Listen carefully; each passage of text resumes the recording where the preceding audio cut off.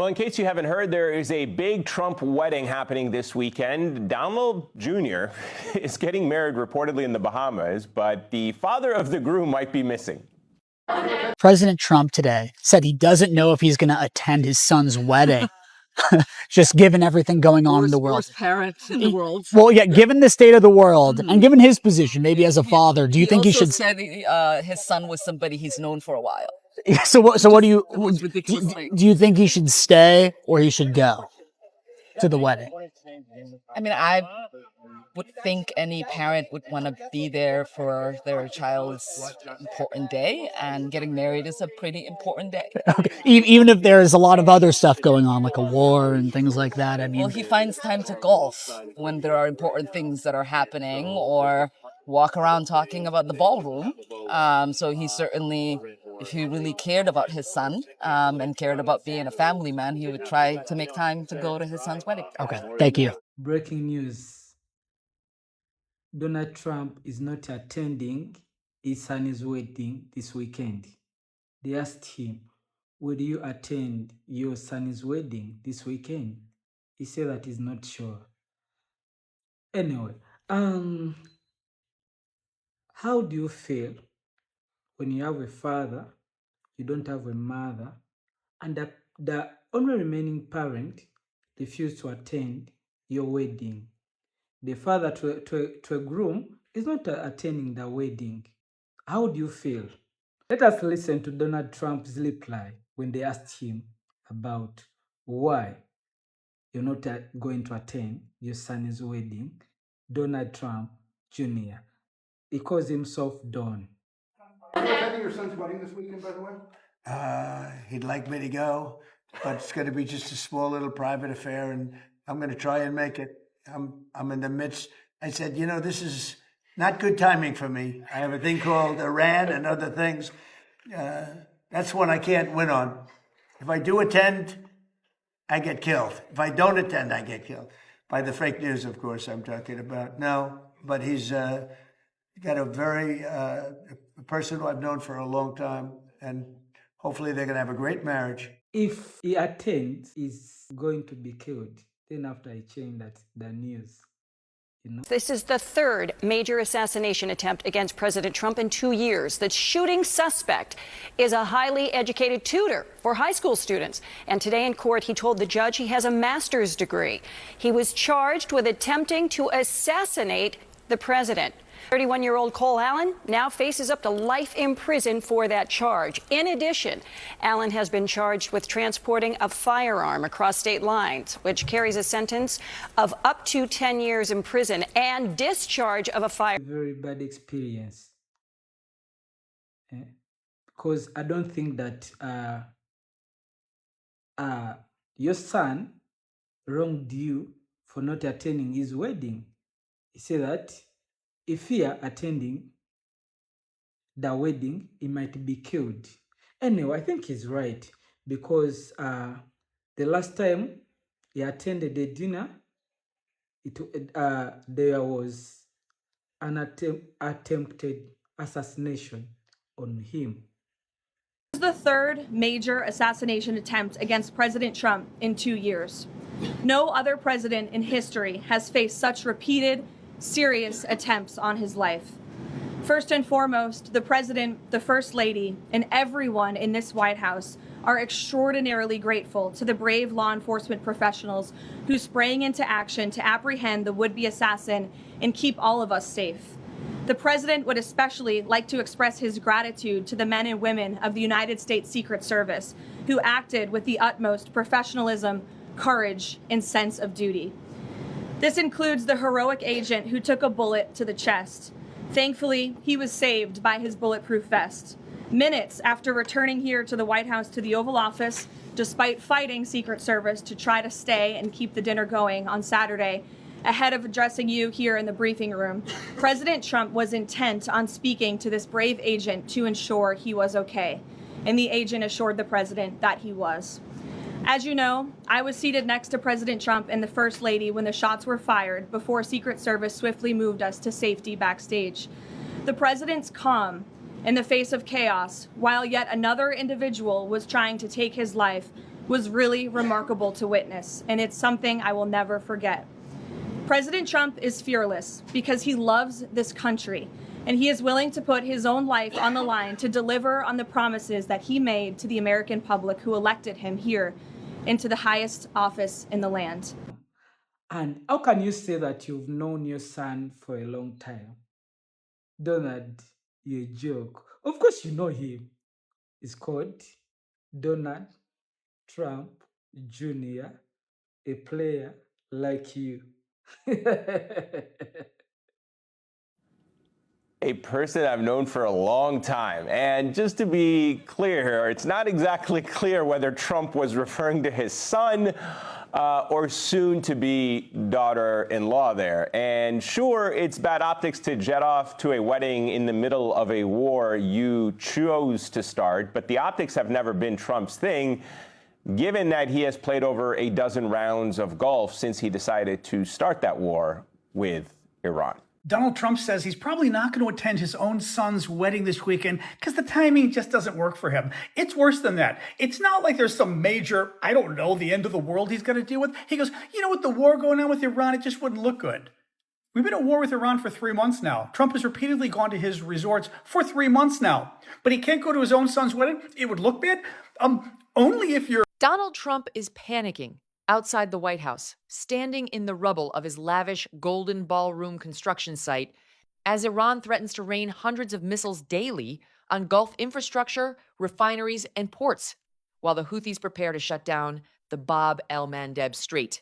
Instead of serious leadership, Trump blames dumb Democrats for ruining his negotiations, gives Iran a vague few days to strike a deal, and then proudly holds up ballroom renderings, bragging about how thin he looks.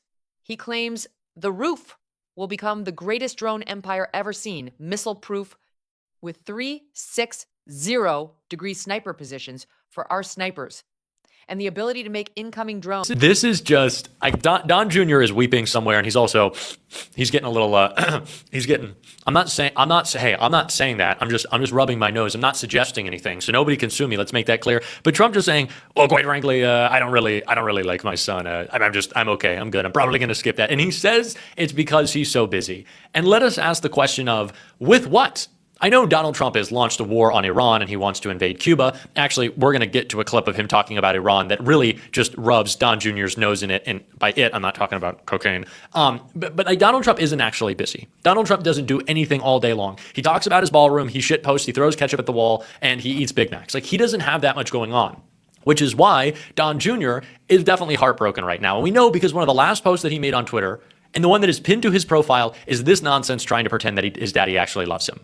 Donald Trump Jr., and this is pinned to his Twitter profile, wrote, "Sleepover at Dad's house. It never isn't surreal to be able to witness this incredible slice of Americana. Just an absolute honor." Well, it shouldn't be an honor for you. It is not Dad's house. It is our house, and you are making it worse. And you're probably going to leave a little snow in a little baggie somewhere. He's probably going to be having too much fun. But Donald Trump is desperate. Donald Trump Jr., desperate for it to appear like his father loves him, but his daddy doesn't love him. And you know what? There is no love in the Trump family. It is all about how they can grift. And we know that because Melania wouldn't even show up for her husband either. Melania mysteriously snubs Trump's big trip. The first lady was conspicuously absent from the president's entourage as he jetted off for China. So Melania wouldn't go to China. Donald Trump won't go to Don Jr.'s wedding. This is like truly embarrassing stuff. And the family dynamics is just about the grift. Like, Donald Trump doesn't love his sons. He's using them as useful idiots to go make him money throughout his presidency. Don't believe for a second that Trump is not getting a little cut off the top, maybe a little bit more than a cut off the top of the deals that Don Jr. and Eric Trump do, using and abusing the power of the office. That is absolutely what is happening. People around them are certainly using Trump's insider information and his Truth Social account to boost the stocks that they buy. But this is the state of affairs for Trump. Now, I said that it was especially humiliating that Donald Trump won't go to his son's wedding because he said he was so busy. The thing that he's supposed to be busiest with is his Iran war, right? And opening the Strait of Hormuz. But what did Trump say about the Strait, actually, in this press conference? They've had a relationship with them before, and we'll see.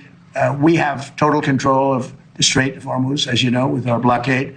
The blockade's been 100% effective. Nobody's been able to get to it. It's like a steel wall. It's our Navy. We have the greatest military anywhere in the world. We wiped out their Navy. We not wiped out their air.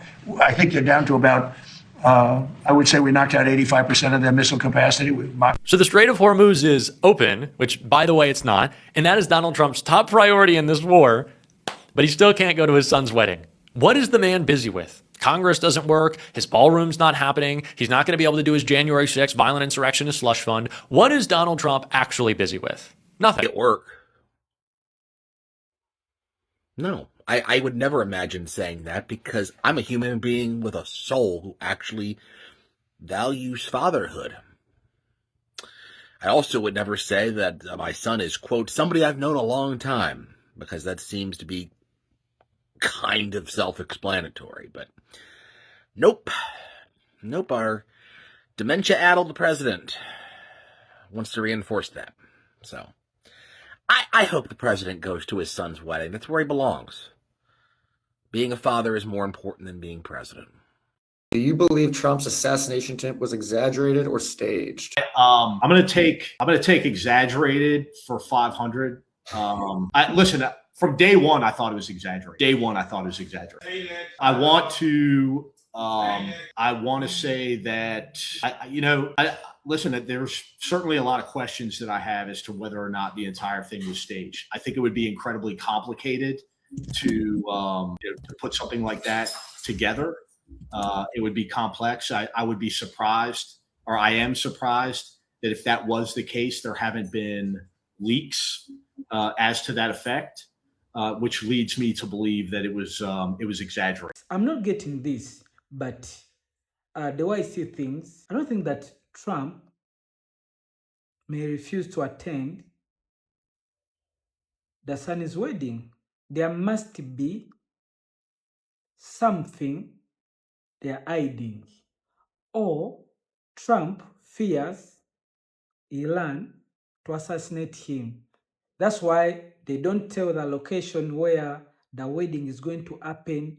They are saying that it's a private wedding. But I'm sure Trump will attend this wedding. Donald Trump is currently panicking outside of the White House as Iran has issued a deadly warning. Donald Trump is saying that his new golden ballroom will be able to repel the drones and ballistic missiles that Iran may be ready to shoot at him. And he says it will be a great place for his snipers to stay. Let me give you the sequence of events of what just happened. And I'm going to show you Donald Trump's meltdown in front of the White House as he's standing in the rubble area, the construction site, if you will, where this golden ballroom is being built. So we learned this morning that Iran is preparing to continuously fire hundreds of missiles per day at Gulf energy infrastructure, refineries, ports, and water desalination plants. If the U.S. resumes its strikes, Iran's Revolutionary Guard says it will return the United Arab Emirates to the era of riding camels and occupy Abu Dhabi if necessary. The Houthis are ready to shut down the Bab el-Mandeb Strait to open up a second maritime front against the U.S., with initial steps towards the blockade already being taken. This is Iran's response to Donald Trump's continued threats. So Donald Trump rushes outside, stands in front of the ballroom construction site, and he starts saying, "It's Democrats. They're dumb. The Democrats are what's harming me. They're ruining my ability to negotiate. I want to do a deal, but the Democrats are doing it." Here, play this clip. It's the Democrats. They're dumb. It's a new name. It's a very accurate name. So I'm in the middle of a negotiation. I'm saying you cannot have a nuclear weapon. And it comes over the wire that the Democrats want to stop Trump from further negotiations. They want to stop Trump from, if he has to, giving them another slap.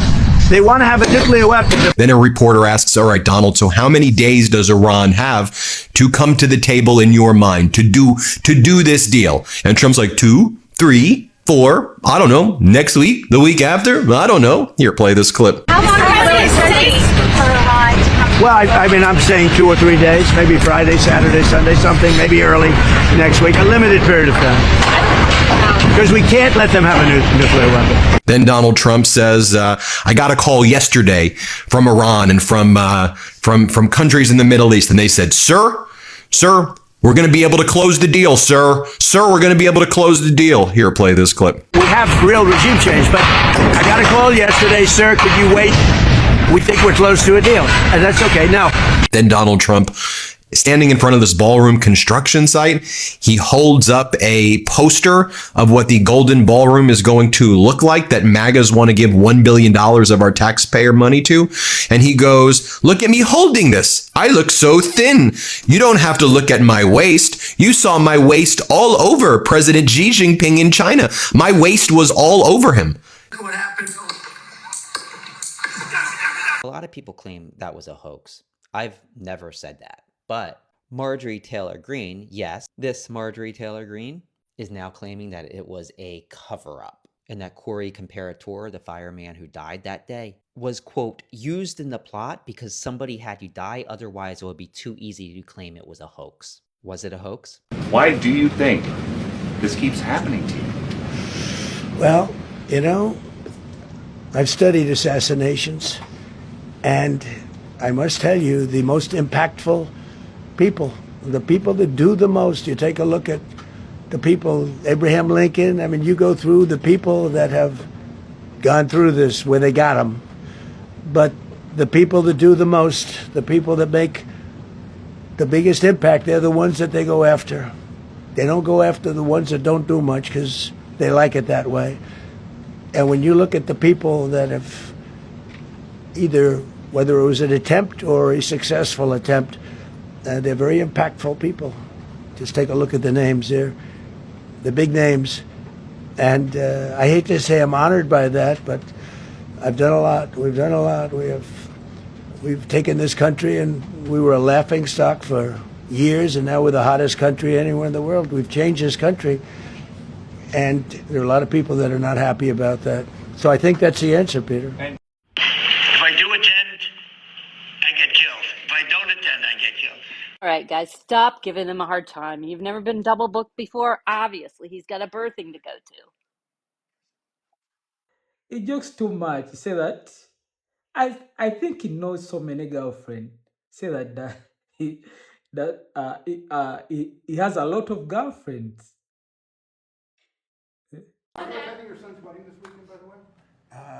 He'd like me to go, but it's going to be just a small little private affair, and I'm going to try and make it. I'm in the midst. I said, you know, this is not good timing for me. I have a thing called Iran and other things. The guy is, you know, is a player. He has a lot of girlfriends. So it's not new to the Trump, like father, like a son. But I'm sure Trump fears to be assassinated. Because he said, I may be killed. Then after, there's a way he changed it and said that the media. But, you know, we are taking what he said first. He said, he fear to be killed. They might kill him. Maybe fear this guy. See what this guy is saying. قدرت راهبردی که از آن دم میزدید تبدیل به شکست راهبردی شده. مدعی ابرقدرتی دنیا اگر میتوانست از این مخمسه رها شود تا حالا شده بود. اسم شکستتان را توافق نگذارید. دوران وعده هایتان به سر رسیده. سطح خود درگیری هایتان به مرحله مذاکره خودتان با خودتان رسیده. صراحتاً اعلام میکنیم تا موعدی که اراده ما نباشد هیچ وضعیتی به روال سابق بر نمیگردد. این اراده زمانی ایجاد می شود که به طور کامل فکر اقدام علیه ملت ایران از اذهان کثیف شما پاک شود.